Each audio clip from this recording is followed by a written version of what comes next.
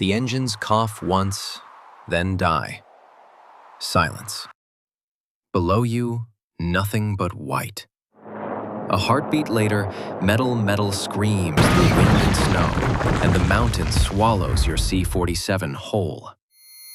When you come to, the cockpit is twisted steel, and the Alaskan night is already closing in.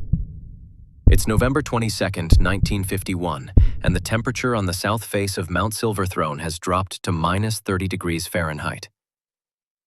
You're a 23-year-old Air Force radio operator, part of a 9-man crew flying a supply run from Elmendorf Air Force Base to Eielson, crossing the heart of Denali National Park. Routine mission. 2 hours in the air. But Alaska never does routine.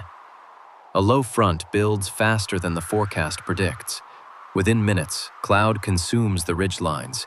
Icing creeps across the wings. First white dust, then armor. You call altitude. The pilot trims down. Then instruments spin. The compass gone wild. A gust throws the transport sideways. You feel the left wing shear. Then nothing but the drop. Impact snaps time apart. When you wake, snow drifts through a hole where the fuselage used to be. 2 men are alive, Captain Harp and Sergeant Lowe. The rest are still, silent shapes half buried in snow. The 3 of you drag the wounded into what's left of the tail section. The radio's dead. The battery's cracked. You ration the emergency chocolate and water from melted snow in helmet cups. The wind outside roars like engines still running. At night, you can feel the mountains shift. Avalanches echo down Silverthrone's walls. Every crash sounds like rescue. Until it doesn't. On the 4th day, the storm lifts for a moment. You crawl out to mark the wreckage with parachute silk, bright orange against endless white. Above, a faint engine hum, then another. 2 dots appear, growing larger, search planes from Elmendorf. You wave, scream, flare red smoke. They pass once, twice, then vanish into cloud. You realize they didn't see you. The mountain goes quiet again. On day 6, hunger starts twisting your stomach into knots. Captain Harp's leg has turned gray around the wound. Infection is setting in.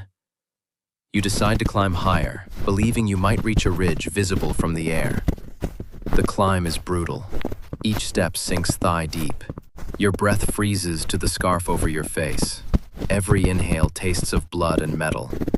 Halfway up, the slope gives way. An avalanche drops you 20 feet. Buried to your chest, you claw upward with numb hands. Something inside you refuses to quit. The same stubborn instinct that kept the engines running through war. You dig free, plant the orange silk higher on a jagged spur, and pray someone sees it. Hours later, through the storm's blur, you hear a distant whine again, lower this time. APBY Catalina search plane circles. Flare smoke cuts the gray like fire. This time, the pilot rocks his wings. They've found you. Relief is short-lived. Getting rescued off Denali is harder than being found. The weather closes within the hour. For the next 5 days, the 11th Air Rescue Squadron fights wind strong enough to flip tents. Pararescuemen parachute supplies, blankets, food, morphine. Some miss by hundreds of yards and vanish into crevasses. Finally, on November 28th, 2 ski-equipped R-5 helicopters attempt the impossible. One crashes on takeoff from Talkeetna, the other pushes on. Pilot Lieutenant John Walmsley lands on a slope barely wider than his rotors. The machine tilts, snow flies, but it holds. He loads you first, half-frozen, delirious, weightless with shock. The skids lift clear. Below, Denali's glaciers spin away into fog. It takes 2 more runs to bring Captain Harp and Sergeant Lowe out alive. Every other crewman remains entombed where the mountain took them. At Elmendorf, medics wrap your hands in gauze. Fingers the color of ivory never regain full feeling. Reporters call it a miracle of men and machines. But you know it wasn't luck or hardware. It was will. The will to stand up one more time in the wind, to light one more flare when the sky says stop. Because in Alaska, rescue doesn't come to the living.